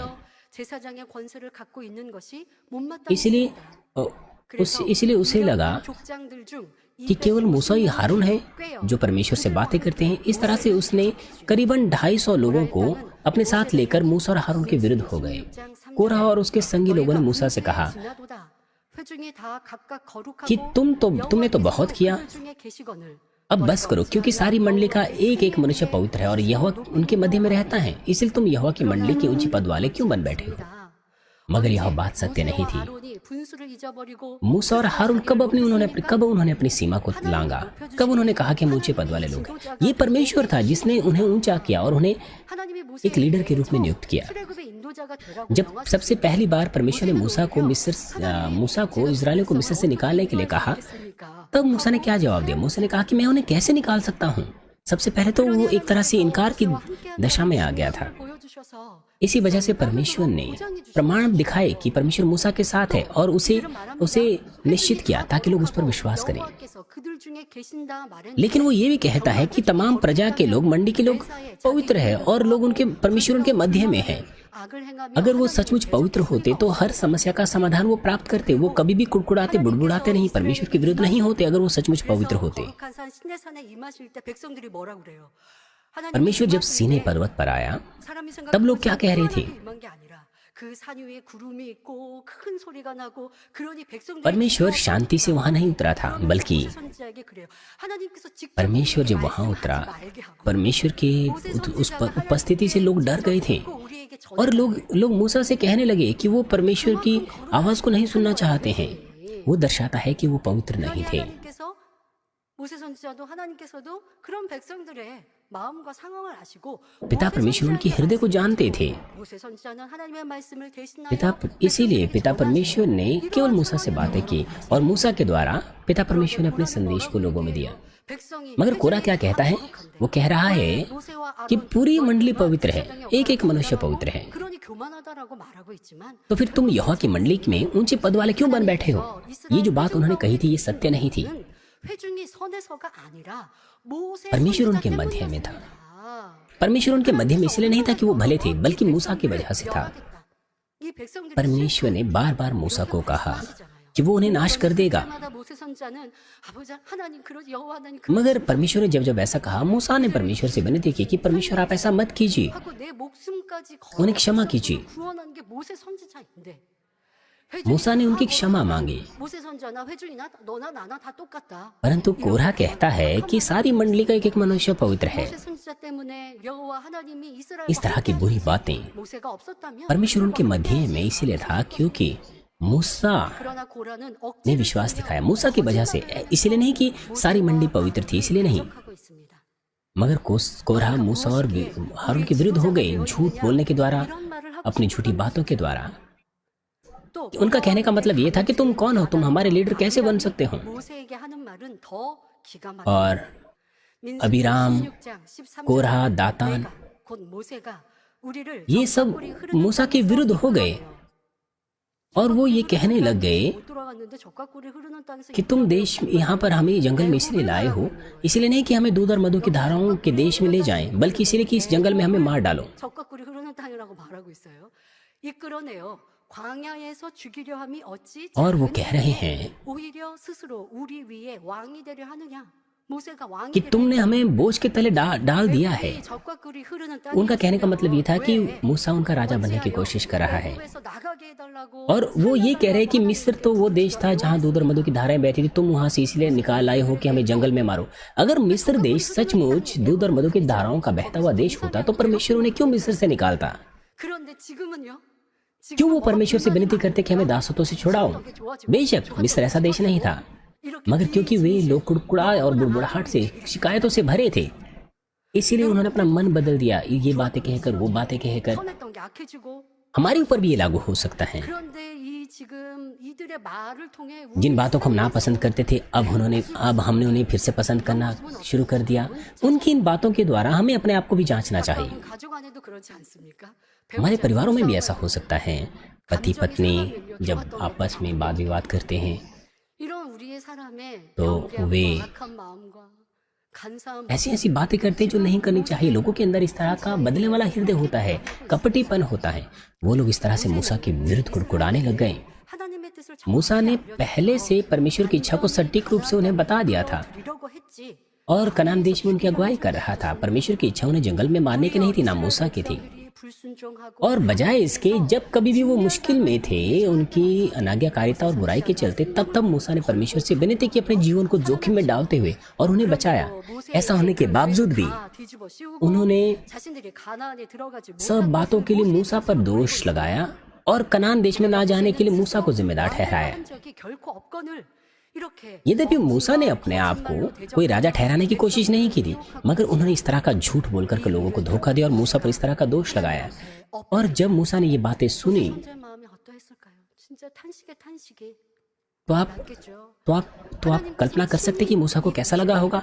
अवश्य ही उसने विलाप किया होगा और परमेश्वर ने सीधे रूप से इस समस्या का समाधान कर दिया। 자신들의 장막 앞에 섰을 때 모세가 कोरा, अबीराम अपने परिवारों के साथ साथ अपने द्वारों पर खड़े हुए 즉시 और मूसा ने वहां पर अंगीकार किया। और मूसा ने जैसे ही बात अपनी पूरी की तो उनके नीचे की जो जमीन है वो फट गई और वो जिंदा ही अधलोक में गिर गए। और साथ ही वो 250 लोग जो कोरहा के साथ थे, वो भी एक ही बार में परमेश्वर की अग्नि जो ऊपर से आई थी, 저는 이 말씀을 대하면서 एक ही बार में भस्म हो गई, जलकर मर गई। 끝나면 इस संदेश की जब मैं तैयारी कर रही थी, 보여주셨죠. 그렇다고 परमेश्वर ने तुरंत उनका न्याय कर दिया। 것은 아니에요. मगर इसका मतलब यह नहीं कि परमेश्वर हमेशा तुरंत ही न्याय करता है हर स्थिति में। 이해해 주시고 기회 주시고 또 모세 परमेश्वर उनके साथ धीरज धरता रहा। मूसा ने जब जब उनके लिए मध्यस्थता की, परमेश्वर ने बार बार उन्हें अवसर दिए 전염병이 और साथ ही परमेश्वर ने 백성들을 괴롭게 하고 이런 일들은 그때그때 이 긴 40년의 역사 속에 उनके 성경에서 और साथ ही परमेश्वर ने विपदाओं को भी दिखाया। जंगल में उनके 40 वर्षों के जीवन में 아버지 하나님의 징계가 눈에 바로 보이게 परमेश्वर ने उन्हें लगातार 백성들이 प्रमाण दिए, 아버지 하나님께서 이 일이 얼마나 लेकिन इस स्थिति में परमेश्वर ने तुरंत उनका न्याय किया ताकि लोग सही सही चीजों की पहचान कर सके। 여러분 우리 삶에서 아버지가 이렇게 징계하시면 편하고 쉬울 것 같습니까? पिता परमेश्वर जब लोगों को तुरंत सजा देते हैं तो क्या ये अच्छी बात है? 아버지 우리가 맞으면 바로 축복해 주시고 이게 우리 사람의 마음이지만 그러나 아버지는 또 오래 참고 기다리시고 또 지금의 이런 पिता परमेश्वर 우리가 응답을 위해 धीरज धरते हैं जब हम उत्तर पाने के लिए प्रार्थना करते हैं, जब ऐसा लगता है कि उत्तर आने में देरी हो रही है। 믿음을 이루는 것이고 여러분 믿음은 तो 시간이 지나도 उस समय के दौरान हमें अपने विश्वास को सिद्ध करना है। 1년이 지나고 2년이 지나고 3년이 지나고 기도해도 응답이 없으면 변개한다. 1 साल 2 साल या 3 साल के बाद अगर हमारा मन बदल जाए तो ये दर्शाता है कि हमारा विश्वास सच्चा नहीं था। इसीलिए उस समय के दौरान आपको इस बात को जांचना है कि पिता परमेश्वर आपसे क्या चाहते हैं। 나는 그에 합당한가? पिता परमेश्वर विश्वास योग्यता और आपका सच्चा विश्वास चाहते हैं, इसीलिए आपको अपने आप को मुड़कर जांचना चाहिए 합당한 자로 और 합격하기를 부탁을 पिता परमेश्वर के सामने उचित बनना चाहिए, 아무리 어리석은 사람이어도 चाहे कोई व्यक्ति कितना ही मूर्ख क्यों ना हो। यदि 이러한 일 वो इन बातों को होता देखें 하나님의 뜻이 तो उसे पता होना चाहिए कि परमेश्वर की इच्छा कहाँ है। 누구와 함께 वो देख सकता है कि परमेश्वर किसके साथ है। वो देख सकता है कि परमेश्वर क्या मूसा के साथ है या कोरह के साथ है। 고라와 함께 하셨는가를 분별하면 되죠. यदि सर्वशक्तिमान परमेश्वर किसी के साथ है तो परमेश्वर अपनी सामर्थ्य से उसे निश्चित करेगा और अपने कामों को प्रकट करेगा। परमेश्वर हमेशा मूसा के साथ था और परमेश्वर ने हमेशा मूसा की विनती सुनी और उसके द्वारा कार्य किया। परमेश्वर ने कभी कोरह के द्वारा कार्य नहीं किया। तो इसमें कोई प्रश्न नहीं था कि इजरायलियों को मूसा की तरफ हो लेना चाहिए था, मगर जब कोरह ने उन्हें धोखा दिया तो 250 लीडर्स वो समूह के लीडर्स थे, वो कोरह के साथ हो गए मूसा के विरुद्ध। जब उनके लीडर्स ने धोखा खाया तो वो लोग जो उनके अधीन थे वो भी स्वाभाविक रूप से उनके साथ हो गए। इसलिए यद्यपि कोरह और उसके संगी लोग नाश हुए तो इजरायली हारून और मूसा के पास आकर ये कहने लगे कि तुम्हारी वजह से परमेश्वर के लोगों के ऊपर यह मरी आई है, यह मृत्यु आई है। कोरह मूसा और हारून के विरुद्ध बलवा करने लगे, इसीलिए परमेश्वर ने उन्हें नाश किया। ये देखकर लोगों को स्थिति को पहचानना चाहिए था, मगर वो मूसा के पास आकर ये कहने लगे कि वो तुम्हारी वजह से मरे हैं। कितने मूर्ख थे वो लोग। परमेश्वर स्वयं इस तरह के बलवाकारी लोगों को मारता है और परमेश्वर था जिसने ऐसा किया, मगर यह देखकर वो दोष मूसा पर लगाने लग गए, ये कहते हुए कि मूसा के द्वारा उनकी हानि हुई है। मूसा ने कभी नहीं कहा था परमेश्वर से कि कोरह और उसके संगी लोगों को नाश करें। मान लीजिए अगर वो ऐसा प्रार्थना करता भी और अगर वो प्रार्थना उचित नहीं होती तो परमेश्वर उसे उत्तर नहीं देता।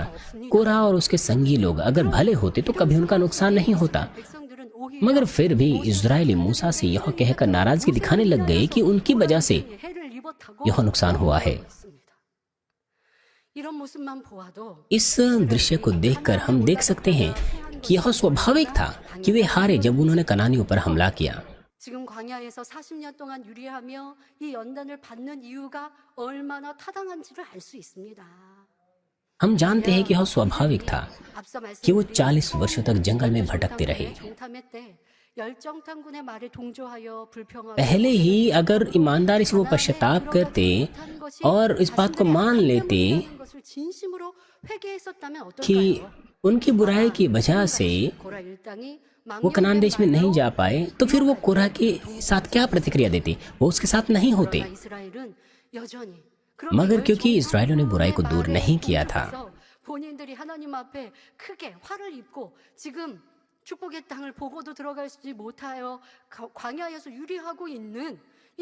इसलिए यद्यपि कनान देश उनकी आंखों के सामने था, मगर वो कनान देश में नहीं जा पाए और वो अपनी गलती को अपनी गलती नहीं मान पाए और वो कोरह के साथ उसके बलवे में शामिल हो गए। और फिर भी इजरायलियों ने अपने हृदय से बुराई दूर नहीं की, बल्कि अंत तक परमेश्वर के विरुद्ध लगे रहे। 이스라엘 각 지파의 족장들과 아론에게서 지팡이를 하나씩 취하여 각 족장이 और 이름을 परमेश्वर ने ऐसे लोगों को देखकर परमेश्वर ने मूसा से कहा कि हारून की छड़ी को साक्षी पत्र के सामने फिर धर दे और यह उन दंगा करने वालों के लिए एक निशान बनकर रखी है 하겠다는 것이지요. 지팡이는 कि तू उनको बुड़बुड़ाना जो 다듬어서 만든 कि तू 것인데 उनका बुड़बुड़ाना जो मेरे विरुद्ध होता रहता है भविष्य में रोक के रखें, ऐसा ना हो कि वे मर जाएं। 하십니다. 12지팡이 중 오직 한 개의 지팡이에 싹이 났습니다. यह छड़ी 하룻밤 동안에 잎이 나고 जब 꽃이 साक्षी पत्र के सामने रखी गई तो एक ही रात में 그리고 그 지팡이의 उसमें अंकुर निकले, उसमें पत्तियां निकल आई और उसमें फल लग गई। 즉 모세와 और ये 아론과 काम कैसे हो पाया 함께 하신다는 것을 보여주신 और 것입니다. ये कब हुआ? 민수기 17장 ये हारून की छड़ी में हुआ। इसे परमेश्वर ने दर्शाया कि परमेश्वर मूसा और हारून के साथ है। 지팡이는 증거궤 앞으로 ये एक चिन्ह था उनके विरुद्ध जिन्होंने दंगा किया था, 폐역한 जा에 대한 जिसकी वजह से उनका जो बुड़बुड़ाना जो मेरे विरुद्ध होता रहे भविष्य में वो रुक जाए ताकि वो मर ना जाए। 죽지 않게 할지니라 하셨습니다. और ये एक प्रमाण था कि परमेश्वर मूसा और हारून के साथ है। 죽임을 당하는 것이라 깨우쳐 주시잖아요. 고라와 그들의 일당을 통해. 그러나 아버지 하나님은 परमेश्वर ने उन्हें बताया कि अगर वो उनके विरुद्ध कुड़कुड़ाएंगे बुड़बुड़ाएंगे तो वे मर जाएंगे। 그들이 하나님을 원망한다고 그때그때마다 고라 일당처럼 멸하지 않으세요. हालांकि ऐसा नहीं कि जब जब लोगों ने बुड़बुड़ाहट दिखाई हो तो परमेश्वर ने उन्हें नाश किया हो या सजा दी हो, मगर बाइबल में परमेश्वर ने इसे उदाहरण के रूप में रखा ताकि इस्राएली लोग 살리시고 समझ सकें। 기회 주시는 और परमेश्वर बार बार उनके विषय में धीरज धरता रहा, उनका इंतजार करता रहा। 믿음을 심어 주시려고 परमेश्वर ने अपना निशान इस तरह से इसलिए दिखाया कि इजरायलियों में जैसे न कैसे विश्वास उत्पन्न करे, मगर फिर भी उस चिन्ह का भी उस निशान का भी कोई फायदा नहीं हुआ। 이후로도 백성들은 उसके बाद भी 이전처럼 जब लोगों के पास पानी की कमी हुई तो वो पहले के जैसे ही कुड़कुड़ाने लग गए 길을 돌아가야 और वो हर दिन मन्ना खा करके बोर हो गए थे। 모세 선지자가 그렇게 길을 안내하면 또 원망하고 그러다가 हर दिन कुड़कुड़ाने लग गए। परिणाम स्वरूप 그랬던 것처럼 जहरीले सांपों ने उन्हें काटा। 원망을 합니다. वो बीते समय के समान ही बुड़बुड़ाने लग गए। जैसे जैसे समय गुजरा तो पहली पीढ़ी के जो लोग थे वो एक एक करके मरने लग गए जैसे जैसे उनका जीवन समाप्त हुआ। 때는 어렸던 아이들이 이제 और 장성하여 जो मिस्र से छोटे छोटे बच्चे निकले थे जब वो बड़े हुए 주축들이 되었지요. और लीडर बन गए तो अंत में 40 वर्ष का जो समय था वो लगभग पूरा हो गया था और ये उस समय था जब जंगल में उनका भटकना अब समाप्त हो रहा था। 하나님께서 और इस तरह से परमेश्वर की प्रतिज्ञा पर दृष्टि करते हुए कनान देश में 때가 जा पाए। 되었습니다. 이후부터는 다음 시간에 मैं आपको बताती हूँ कि 결론을 말씀드립니다. 사랑하는 अगले सत्र में आपको बताऊंगी कि बाद में क्या क्या होगा। और थोड़ा सा मैं आपको बताना चाहती हूँ कि जो पहली पीढ़ी थी जंगल में वो भटकते हुए मर गए। परिणाम स्वरूप परमेश्वर को भी उन्होंने कदेश बनिया में नाराज किया और उसके बाद उनके लीडर्स होने के नाते मूसा और हारून वो उन्हें उस देश में नहीं जा पाए, बल्कि केवल 2 लोग कालेब और यहोशू ही प्रतिज्ञा के देश में जा पाए। यहोशू और कालेब ने अपने हृदय को सत्य में बदल दिया था, उनके पास सच्चा विश्वास था, इसीलिए उन कठोर हृदय वाले लोगों के समान वो नहीं थे। इसीलिए वो कनान देश में उनके उस उपजाऊ देश में वो बिल्कुल नहीं डरे, वो उनसे बिल्कुल नहीं डरे थे। वो बजाय इसके उनका जो विश्वास था बड़े अंगीकार का विश्वास था। और यह अंतर कहाँ से आया? ये उनका विश्वास था।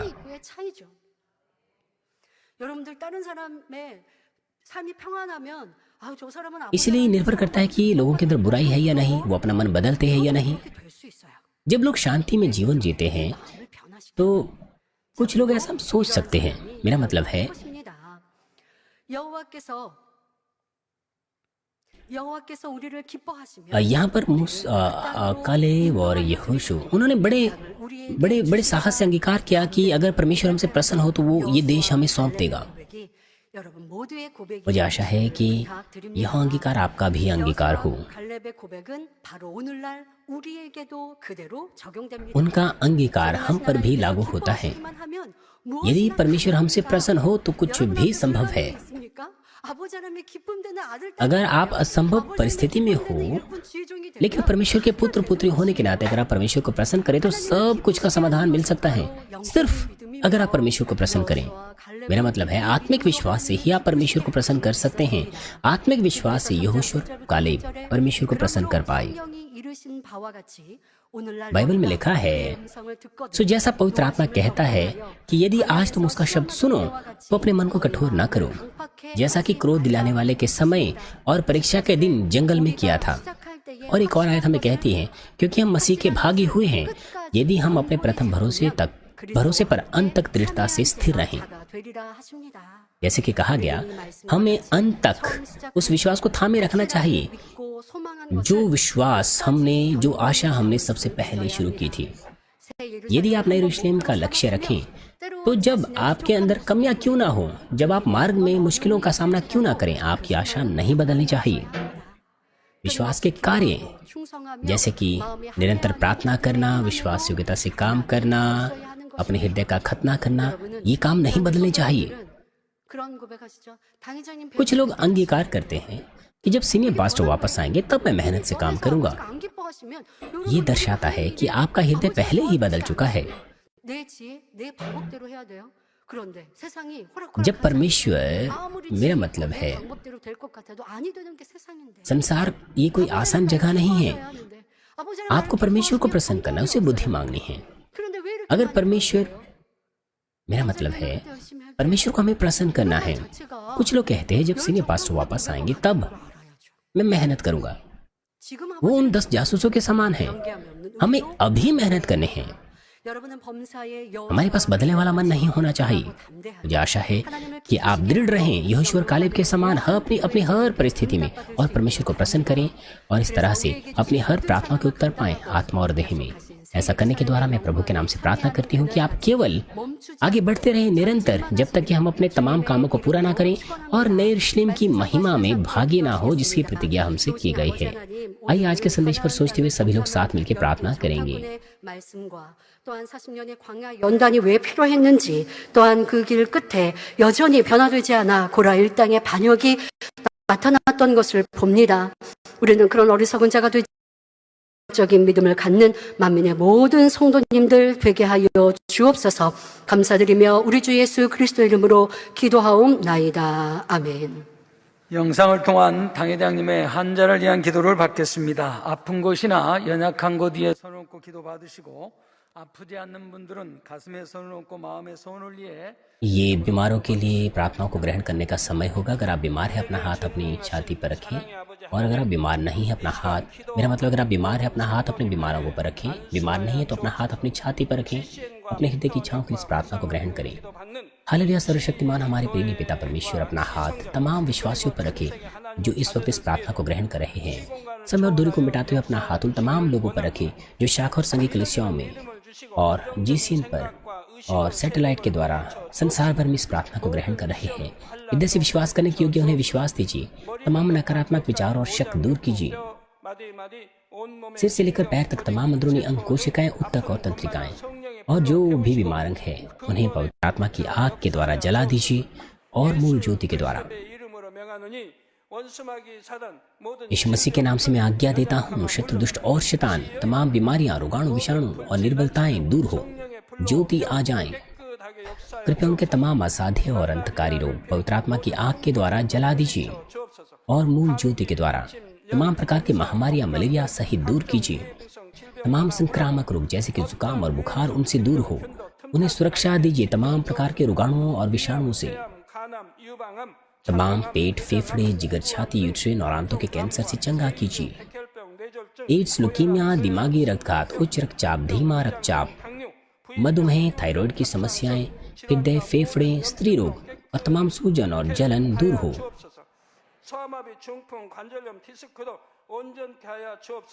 पोलियो, लकवा, गठिया और हर्निटेड डिस्क से उन्हें चंगा कीजिए। पीठ दर्द, सिर दर्द और मानसिक दर्द और तमाम दूसरे दर्द गायब हो जाएं।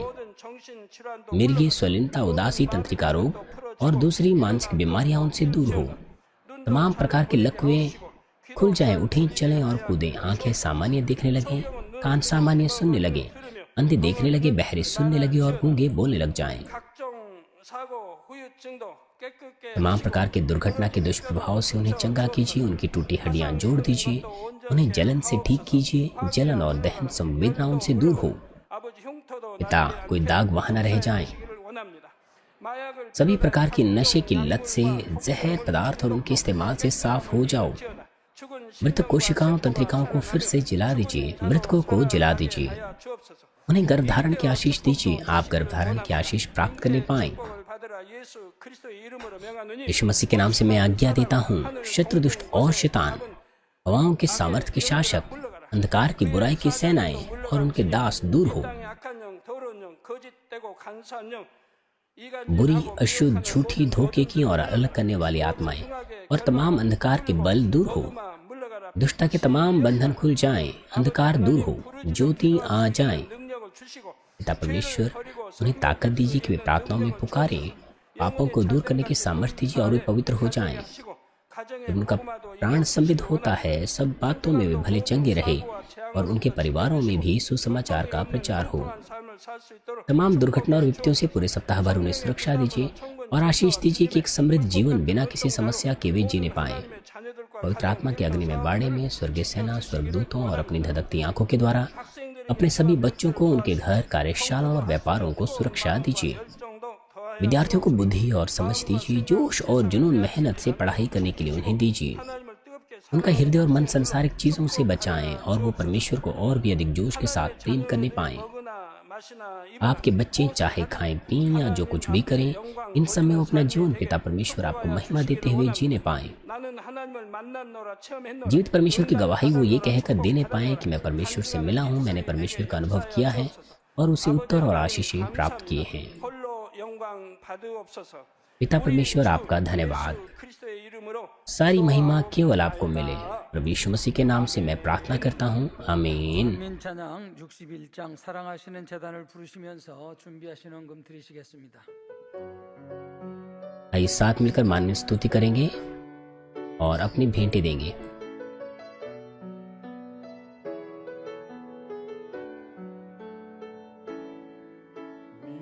안에서 세우신 제단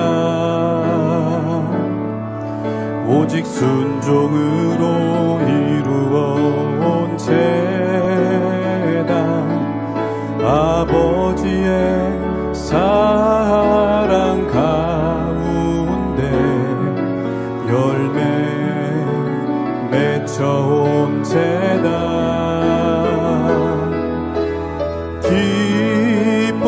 기뻐하시는 아버지의 제단 영광 받으시기 위한 제단 아버지 뜻을 펼치는 제단 감사의 열매 가득 맺히네 아버지 기뻐하심 따라 감사함으로 이루어온 제단 주님 주신 은혜 가운데 열매 맺혀온 제단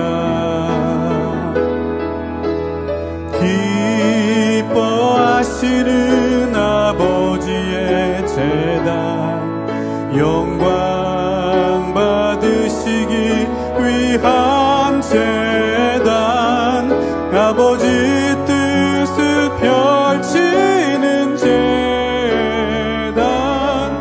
감사의 열매 가득 맺히네 전국 소망 가득한 제단 말씀과 권능으로 이루어온 제단 성령의 불같은 권능으로 열매 맺혀온 제단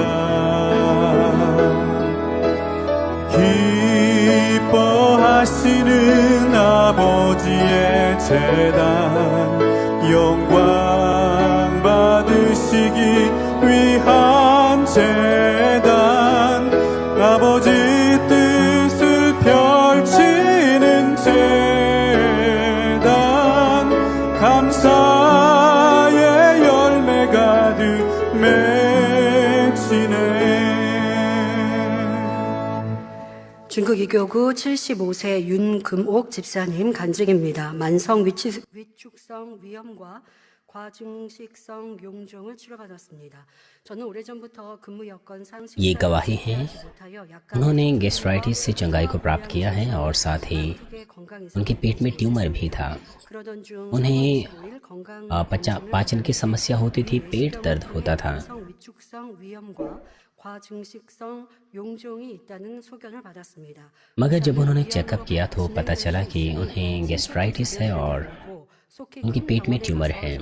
डॉक्टर ने कहा कि वो जो ट्यूमर है वो 저는 조금도 걱정하지 않았고 पेट का कैंसर बन सकता है 치료받아 믿지 않는 자녀들에게 और 전도하며 उन्होंने सर्जरी करने को कहा, 하겠다는 생각뿐이었습니다. लेकिन उसे बिल्कुल कोई चिंता नहीं थी। 있었던 것은 1차 당회장님 저서 बल्कि उन्होंने इसे एक अवसर समझा कि वो विश्वास से चंगाई प्राप्त करे और परमेश्वर को महिमा दे। 의 성장에 대한 वो ऐसा विश्वास प्राप्त कर पाई क्योंकि उन्होंने पुस्तक अध्ययन अभियान में हिस्सा लिया था आनंद भरे हृदय के साथ। जब उन्होंने 10 किताबों को पढ़कर पूरा किया तो उनके पास लालसा थी विश्वास में उन्नति की। 아무 이상이 मगर उनके बच्चों ने पहले से सर्जरी की तिथि ले ली थी। 주변에 믿음으로 고백했 मगर उन्होंने 3 दिन 오니까 बीमारों के लिए प्रार्थना को ग्रहण किया और उन्होंने विश्वास किया 그리고 4월 और अपने आसपास के लोगों को भी कहा कि 새벽에 उन्हें कोई समस्या नहीं होगी क्योंकि पिता परमेश्वर उन्हें चंगा करेंगे। उनके पास विश्वास था 설교를 듣는 중 갑자기 배변이 느껴져 화장실에 और सर्जरी के एक दिन पहले उन्होंने बीमारों के लिए सीनियर पास्टर की 3 बार प्रार्थना ग्रहण की और संदेशों को सुना 신이 들면서 매우 और उन्होंने ऐसा महसूस किया जैसे उन्हें बाथरूम जाना है। 4월 13일 화요일 위 और जैसे ही वो बाथरूम में गई, 담당 의사는 이상하다는 듯 जब उन्होंने बाथरूम किया तो कुछ काला काला उनमें से निकला 아무것도 없고 और उन्होंने ऐसा महसूस किया कि उन्होंने चंगाई प्राप्त कर दी है। और जब वो फिर से अस्पताल गई तो डॉक्टर्स को बड़ी हैरानी हुई, 주님을 믿는 वो अचंभित हो गए 의사분이 이렇게 और डॉक्टर ने जब जांचा तो पाया कि कोई ट्यूमर ही उनके अंदर नहीं है। 와서 예 믿습니다라고 और डॉक्टर ने कहा कि ये बड़ी अनोखी बात है कि आपके अंदर कोई ट्यूमर नहीं है। 받은 후 성령 और डॉक्टर ने उनसे पूछा कि क्या आप यीशु पर विश्वास करती हैं? तो उन्होंने सिर झुकाते हुए कहा कि हाँ। 충만을 돌려드리며 당의자님께 감사드립니다. वो आत्मा से भर गई 여러분 और वो बहुत अधिक प्रसन्नता से भर गई कि वो परमेश्वर का प्रचार करेंगी जिससे वो मिले हैं। 이 책자 읽는 것만으로 पिता परमेश्वर का तमाम धन्यवाद महिमा हो। 성령 चरवाहे का सामर्थ्य 치료하시고 응답하시고 निरंतर प्रकट हो रहा है।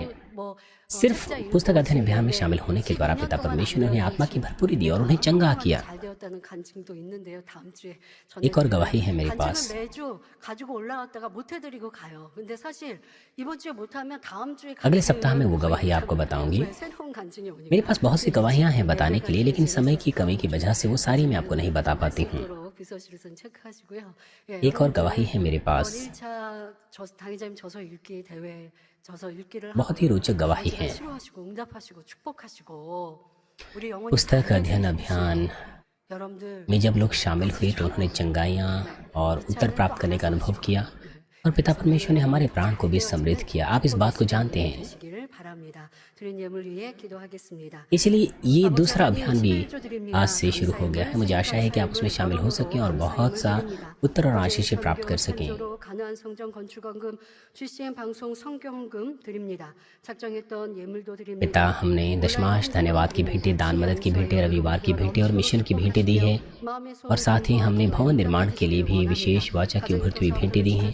उन्हें ग्रहण करें पिता परमेश्वर, अपना हाथ उन पर रखें ताकि एक अच्छा माप हिला हिला ढुला ढुला कर उभरता हुआ हमारी गोद में गिरे। 30배, 60배, हमारी हृदय की इच्छाओं को पूरा करें। हमारी प्रार्थना और विनतियों के उत्तर दीजिए। हमारे घर, कार्यशाला और व्यापारों को सुरक्षा दीजिए। 기도하옵나이다. हमें आशीष दीजिए कि हमारे दशमांश बढ़े और धन्यवाद के कारण उभरे। 기도로 환영하는 시간입니다. यीशु मसीह के नाम से प्रार्थना करती हूँ, आमीन। 자리에서 일어나 주시면 직무대행님께서 जितने भी लोग इस वक्त हमारे साथ शामिल हैं, आप सभी लोगों का स्वागत है यूट्यूब के द्वारा और अन्य माध्यमों से।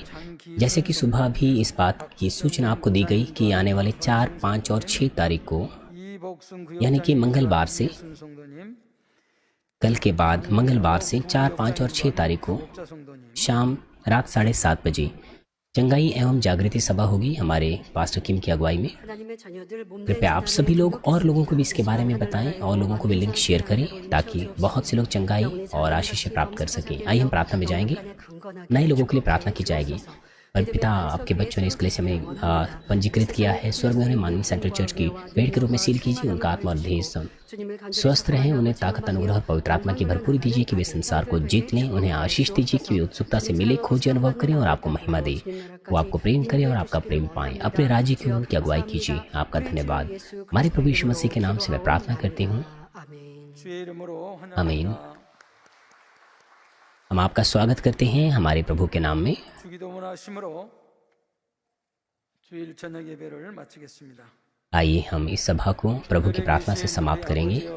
हे हमारे पिता, तू जो स्वर्ग में है, तेरा नाम पवित्र माना जाए, तेरा राज्य आए, तेरी इच्छा जैसे स्वर्ग में पूरी होती है वैसे ही इस पृथ्वी पर भी हो। हमारे दिन भर की रोटी आज हमें दे।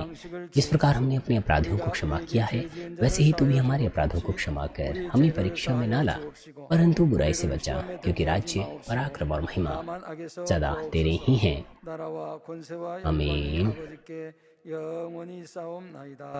아멘.